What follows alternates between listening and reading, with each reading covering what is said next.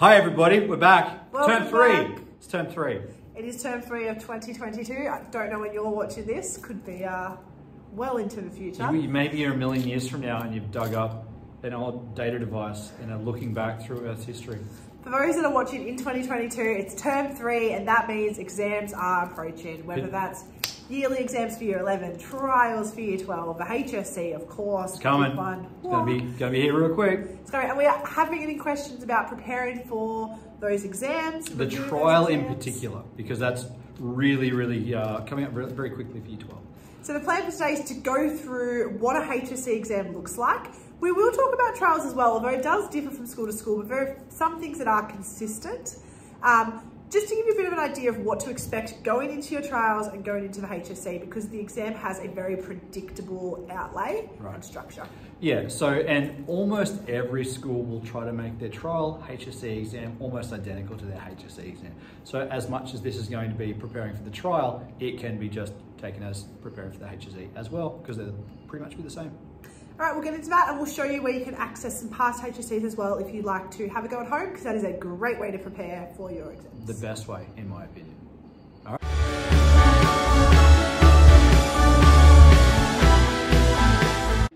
All right, first things first, let's talk about the HSC exam. What can you expect to see when you walk in on HSC day? First thing you're going to see is that you've got 3 things. You've got your paper with the questions in it, you'll have writing paper to do answers on, and you'll have a...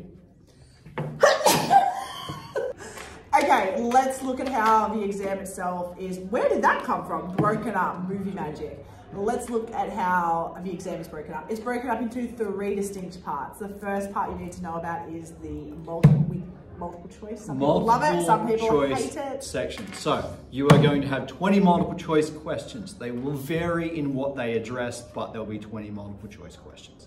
Generally, this is referred to often as the skills section because most will be skills, but importantly, not all. You will almost certainly have a definition question early on. Often this might relate to something like urban dynamics. You might get a description of an urban dynamic and say which one does that description relate to, or vice versa. We mentioned in another video as well, types of maps and photos is another one they love to chuck in a definition. What does this type of map? You might even have just basic terminology, like what does sustainability mean or something like that. So it's important to know in your HSC materials, you should have a glossary. It's important to know what those key terms of the course actually mean. The multiple choice questions will tell you which source to refer to, so that's important that you're looking at the correct source to answer the questions. And a fair few questions around the middle of the multiple choice are going to refer to the large topographic map in the middle of your broadsheet. So you'll usually have like 6 to 8 questions referring to that topographic map. The most important thing, what is the most important thing a student should never do in multiple choice? Leave a option out. Answer every question. If you take an educated guess, right, if you're not sure, but if you have no idea, if it completely misses you, you've actually got a 25% chance. Colour in an option, like something. Not only that, a cursory look at the answers should give you, there should be at least 1 or 2 answers that cannot possibly be right. For example, they'll have a question asking you something about latitude and longitude, and it'll have longitude before latitude. It's like that, it can't be one of those 2 answers. There's ways to eliminate the wrong possibilities. At least give yourself a 50-50 shot. Absolutely, so make sure you're doing that. Yes. You also might get some fieldwork questions. That's the other thing that can come up. You should have done fieldwork on fieldwork excursions or around your school, possibly. SGP in year 11 as well. Yep. So you may get questions about, which piece of equipment would you use to measure this kind of thing. Exactly. Change over time, photographs from past and present, all that sort of stuff. Usually it's pretty basic stuff. So here's another important thing to note about not so much the big topographic map questions, but about the others. They'll all relate to sources. However, you would have done all of the latitude and longitude, interpreting triangular graphs, ternary graphs and stuff like that. But interpreting graphs and charts is a skill in itself. So every now and then, the writers of the HSC will chuck in a type of graph or a chart that you actually may not have seen before. This is rare, but it can happen. Basically because using the knowledge you have to interpret some new thing is actually one of the skills that can be tested. So you may have to think on your feet. It is possible to have done every past exam there is and still encounter something brand new that you haven't seen before. Don't stress if that happens. They're just testing your ability to improvise, use what you already know to address a new thing. And you're probably sitting there thinking, well, how can I prepare for that? And there actually is a really good way to prepare for this, and that is to do past HSCs. But when you get these maps or these charts that you've never seen before, rather than going to your teacher and saying, I've never done this before, I don't know how, try yourself first. Yes. Practice doing a skill or a chart or a map that you've not seen before, and practice doing it and interpreting it yourself before asking for feedback from your teacher. There's one that comes to mind straight away where countries were different sizes depending on a particular on population. piece of data. Larger population meant larger geographical representation. And we had not done that in class. It's not one that we look at. So that really relied on students to use their analytical skills and their interpretation skills to figure out what that map was telling us. Another one I can remember, it was a climate graph, and we've all seen climate graphs before, but instead of a flat, like linear climate graph, it was kind of like a spiral. It was like a circle with all the months going around in a 360-degree pattern. And it might have looked new to some people, but 30 seconds of looking at it, you go, oh, this is just a new weird way of looking at a climate graph. The information is still pretty easy to derive with a little bit of thought. So don't stress if you get something brand new. It is just trying to test what you already know. Yep, and when you're going through past HSCs, if you see one and you think, I haven't done this in class, see that as an opportunity. This is a great chance for me to practice those interpretation skills. Absolutely. The next section will be the short answer section. It's 40 marks. And it's broken up into a few parts. The first part you're likely going to get is actually a skill question.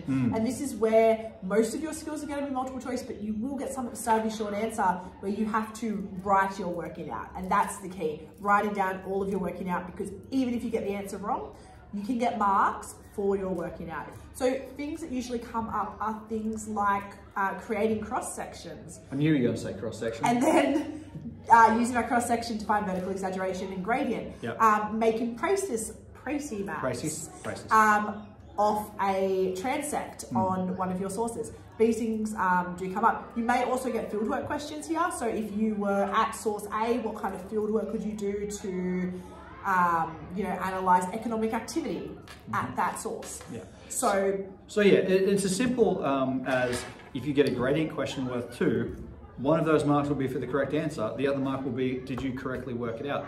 And the upside of that, sometimes people think, that's kind of annoying, that's the answer, we're going to write it down. But if you happen to make a very simple mistake in your working out and therefore get the wrong answer, you may still get 1 out of 2 because you went through the right process, but maybe you converted the wrong units, used 1 extra 0 or not 1 less 0 than you needed. You'll still get a mark there, most likely, whereas if it was just a multiple choice question and you circle the wrong answer, you just get it wrong. Yeah. The next thing we're going to have is some short response questions based on your 3 topics. Yeah. So question 21 might be skill, might be field work, but question 22, 23, and 24 will be your 3 topics that you did. However, I have seen before them still asking you to use either fieldwork or the broadsheet as it relates to the topic that you've done. You might have a picture of a city and it says what urban dynamic is being shown in source B. Absolutely. So that's where your topics come in. And they're going to be different marks allocated to those, from a 2 mark or 1 mark identify, define question right up to your explain, analyze, evaluate your higher order questions. And for that reason, it's important that you have checked your verbs. There is a glossary of verbs for the HSC, and we will put it up here to show you. It's important that you know what the verbs mean, because if you're not answering the verb, you're unlikely going to be able to get full marks for those short responses. Very much so. Now, again, HSCs do change from year to year, but generally it'll be usually 3 or 4 questions, maybe a 2 marker, a 4 marker, and a 6 marker. So that 2 marker can just be literally 2 lines. Do not, and here's another important tip, if you get a very simple 2 mark question like list or something like that, do not spend 4 extra lines going, look how much I know about this stuff. They're not going to give you 6 out of 2. You can't get 6 out of 2, but you can waste 5 minutes getting nothing whatsoever. Do not waste that time. Use that time for your essay later. Absolutely. Very good. Okay, part 3, the killer, my favourite really part. important part, is your essay section. How many questions will there be in the essay section, Miss Coburn? There will be 3 questions. Does that mean I have to do 3 essays? No, you do not. You Oh. get a choice. That's close. We're quite nice in geography. Yeah. We're going to give you 3 essay questions, and you are going to pick 2 of them. Only 2. You could do all 3 though. All 3 you have studied. There are 3 topics. Don't. So all 3 are options. But don't. I know that some other subjects, so like I teach society and culture as well, they'll have questions for topics you haven't done. So you have to avoid them. Yeah. In geography, you've done all 3, so you get to look at all 3 and say, which ones can I do the best at? Yeah, Which ones do I know the most for? You'll be able to do all 3. You'll have the ability, you'll have the knowledge. You get to choose which one do I eliminate because I think I will do least well at. Don't do all 3. I have seen that done. Please don't do all 3. And Pick don't- the 2. And also, don't do 1. Don't spend an hour doing 1, all right? Time yourself. Through this, one of the most important things you can do in an exam, you've got 3 hours. Plan out the time it should take to do each section of the test. Give yourself 45 minutes to do each of your 2 essays. That is 45 minutes for one, 45 minutes for the other. That is an hour and a half of essay writing. 2 things I want you to not do coming into your essays. 1, we all like to sit and predict what the essay is going to be. As geography teachers, we do it all the time. I reckon it's going to be this year. In reality, we have no idea. Yeah. So if you hear a teacher say, or if you say, or, I've gone through all the HSCs, I know what it's going to be, you don't. Do not walk in thinking you know what the question's going to be. The HSC writers will make a point of being unpredictable. That is one of the things that they try to do. They might combine dot points in a way that have never been combined before. Or repeat the question from last year because they won't possibly. Yeah, they do couldn't that ask. again. They wouldn't won't ask do that well a since third time in a 2 row. years in a row. Yes, they may. Yeah. Be ready for everything. Yeah. Every syllabus dot point may be the source of an essay question. Just be aware of that. The second thing I really don't want you to do, guys, is to go in thinking, oh, I didn't really like economic activity, so I'll just do the other 2. Because the chances are, even though you may really love urban places, you could get a question that maybe confuses you a little bit, or it's a weaker point of your study, or you just don't know how to write a full essay on. You struggle. I'm going to struggle.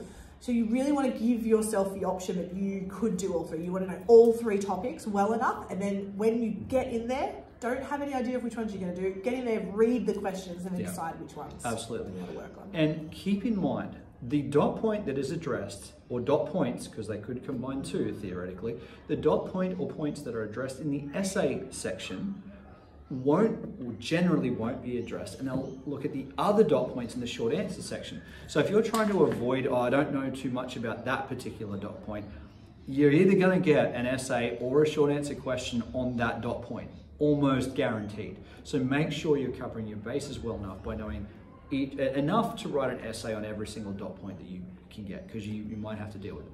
In some rare cases, and I think this is coming up more and more as we're wanting students to interpret, is they can mention the broadsheet in an extended response. You can be asked to refer to a broadsheet.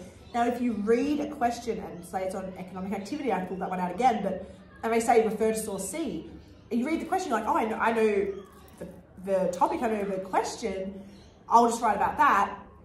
You're not going to get good marks at. You need to refer to the source. So don't ignore that part. That's really important. You need to be right in there in source C and referring to it really clearly. In people and economic activity last year, it was a multi-part question. You had to do 2 different things. It was related to economic enterprise, that was. So the business being studied. Now, if people wrote a really, really good essay just about the activity in general and didn't mention that specific enterprise they did, they couldn't get more than an 8 out of 20. You could write the best essay possible and get an 8 out of 20. It's the same thing if you have 2 parts of your HSC question. If the question's asking you to do 2 things and you only do 1, like you don't refer to the source when you're directed to, you cannot get in that top band. And usually you can't get much more than 50% at best.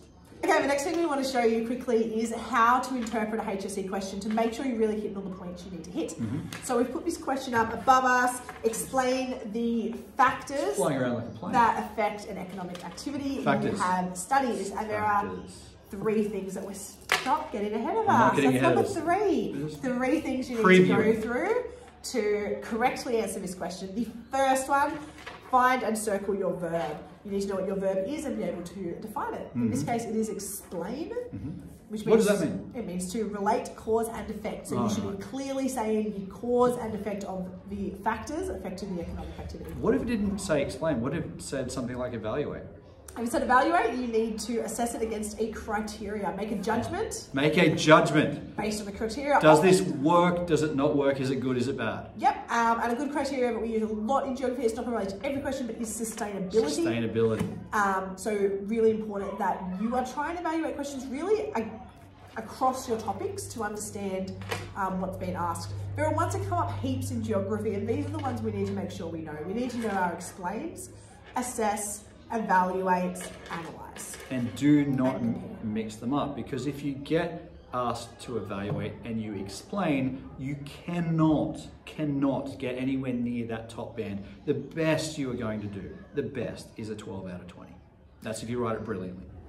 The second thing that we do is we underline our syllabus or geography terms. In this one, it is factors, because that is an actual part of the syllabus. There are prescribed factors you need to know. Not to be confused with impacts in economic activity. And you also would be underlining economic activity, because that is something you have studied in your in class, in the syllabus, and you would know what your economic activity is. Ours is viticulture. Yours could be tourism. Chocolate. Coffee.